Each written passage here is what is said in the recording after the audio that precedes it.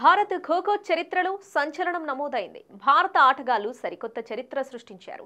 Never before అనేలా గంటల వ్యవధిలోనే అటు మహిళల టీం, ఇటు పురుషుల టీం ప్రపంచ ఛాంపియన్లుగా నిలిచాయి.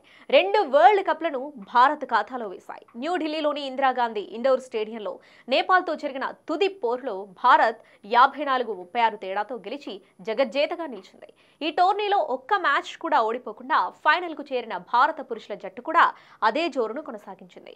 ప్రత్యర్థి నేపాల్ను కట్టడి చేసి విశ్వ విజేతగా నిలిచింది. ఖోఖోను విశ్వవ్యాప్తం చేయడానికి భారత్ అనేక ప్రయత్నాలు చేస్తుంది.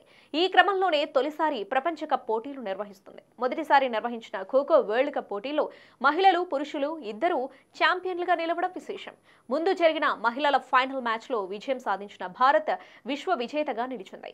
ఈ ప్రపంచ కప్లో చెలరేగిపోయిన మహిళల జట్టు ఫైనల్లోనూ అదే దూకుడుతో ఛాంపియన్గా నిలిచింది. ఆదివారం జరిగిన మ్యాచ్లో నేపాల్పై 78-40 పాయింట్ల తేడాతో విజయం సాధించింది. ఇక ఆదివారం సాయంత్రం ఇందిరాగాంధీ ఇండోర్ స్టేడియంలో పురుషుల ఫైనల్ మ్యాచ్ జరిగింది. ఇందులో కూడా భారత్, నేపాల్ తలపడ్డాయి. ఆది నుంచి భారత పురుషుల జట్టు ఆధిపత్యం కనబరిచింది. ఈ టోర్నీలో ఒక్క మ్యాచ్ కూడా ఓడిపోకుండానే విశ్వ విజేతగా నిలిచింది.